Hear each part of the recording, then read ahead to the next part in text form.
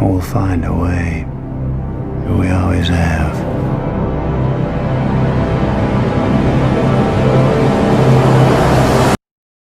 Hello guys, and welcome back to the Popcorn Podcast presented by me, Dylan, of course. And welcome back to this little mini-series I'm doing here on the channel where I'm going through each and every one of the Christopher Nolan directed films and giving you my thoughts and my take on each and every one of them. If you didn't catch the last couple of videos, they have been on Inception, so be sure to check them out if you haven't done so after this video. I'm going to leave a link to them in the description box down below. But enough with the intro, let's get into the video and let's talk about Interstellar. As with all my reviews, I'm going to give you guys a brief synopsis of the film's plot.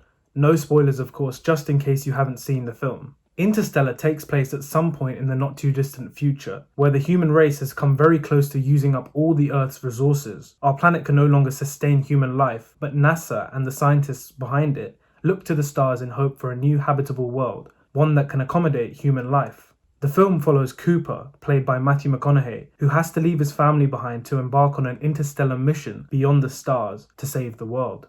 Now, I've watched this film twice now in IMAX in the past week, just because one time was not enough. Interstellar is one of the few films that, aside from saying it is indeed an incredible movie, it is an absolutely breathtaking experience at the cinemas. The first time I watched this movie was 6 years ago when it came out, and I'm so happy that I experienced it in an IMAX screening for my first time, because I can remember having an incredibly visceral reaction to the film. Seeing it again this week when the cinemas have finally reopened reminded me why I love movies and why I love going to the cinemas. Now, some of you guys might be thinking I'm exaggerating this next statement, but watching Interstellar in an IMAX screening has not just been one of the greatest cinematic experiences of my life, but one of the greatest experiences of my life. I do think most of Christopher Nolan's films should be experienced in a cinema and hopefully IMAX if you can. But with Interstellar, I genuinely think you will be doing the film an injustice if you choose to watch it on your phone or your laptop. You need to watch this on the biggest screen possible with the loudest sound system possible.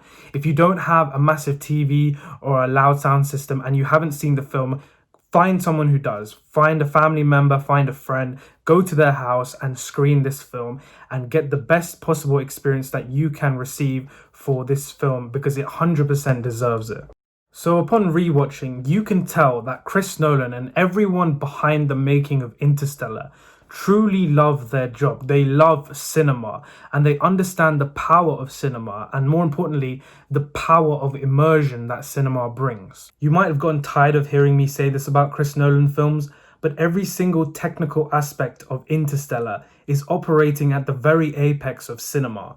The practical, special and visual effects are all seamless and really work beautifully in combination with the sound design to put you right in the middle of this epic interstellar journey. This film in IMAX might be the closest any of us ever get to experiencing the far outreaches of the galaxy. So let's talk about the performances.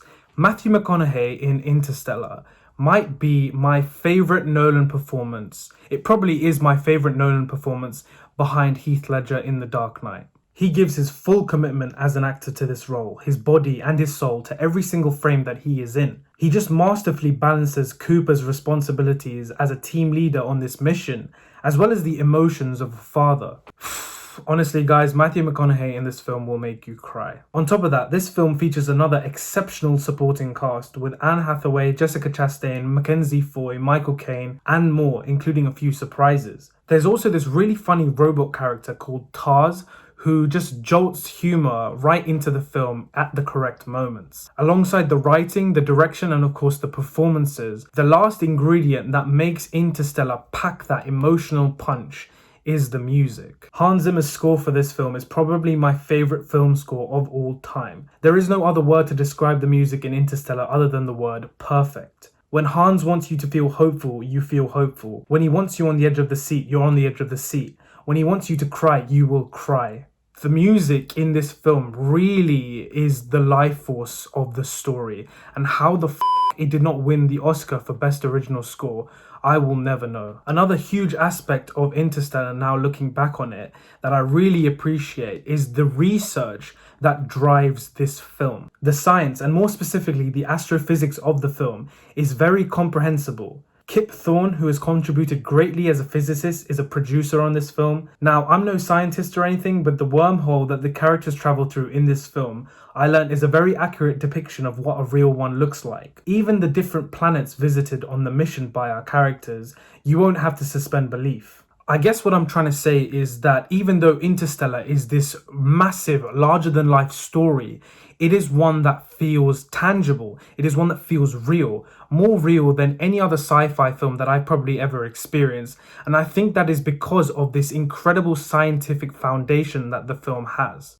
Now, Interstellar, believe it or not, has had a lot of controversy over the years since its release back in 2014. I've seen people claim this film to be single-handedly the best film they've ever seen in their life. I've seen people like myself who regard Interstellar as a masterpiece. People whose lives have been transformed by this film, and as a result, so many outraged fans who have turned their backs on Hollywood organizations like the Oscars due to the lack of recognition this film received. On the other hand, I've seen people say that Interstellar is Christopher Nolan's weakest film and will never regard it as highly as his pieces like The Dark Knight, The Prestige, Memento, and Inception, which to me is so confusing because how can you not love Interstellar? But nevertheless, I do respect people's opinions and I do enjoy a good debate, especially on something that I am passionate about like this. It just expresses even more how much film as an art form is so subjective. I do think that some of Nolan's other films like Inception and the Dark Knight trilogy have more rewatchability than Interstellar. Their plots are much more focused, whereas this is more about the larger-than-life experience. I think across all the brilliant films that Christopher Nolan has done and all the masterpieces he has produced over the years, the reason why I regard Interstellar so high is because its story has had the most emotional resonance with me as a lover of film. Yes, it's this huge scale sci-fi epic that has massive stakes, but at the center of it is a really touching intimacy. Interstellar is a grand space adventure, but it's also a story about the relationship between a father and his daughter, and that is what differentiates it from all the other space exploration films out there, and that is what gives the film its beating heart.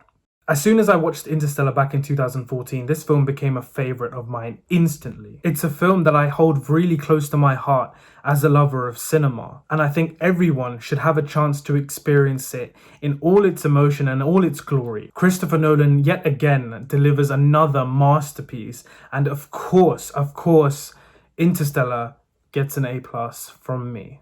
Some of you guys who have been watching my videos over the past couple of weeks might have realized that I have been giving out a lot of A+ to the films that I have been reviewing. I do recognize this, but I just can't help the way I feel about some of these films. I know that they will be lifelong favorites of mine. Guys, thank you so much for watching this video. If you enjoyed it, please leave a like and comment your thoughts down below on Interstellar. Do you love this film? Do you not think it's a Christopher Nolan top tier film? Let me know in the comment section down below and let's chat. Also, look forward to some more videos on Interstellar coming very soon. I'm going to dive much deeper into the film. If you are new to the channel, please go ahead and subscribe. It will help me out a lot. And if you love movies, you are definitely in the right place. As always, guys, take it easy and I will see you very soon in the next video.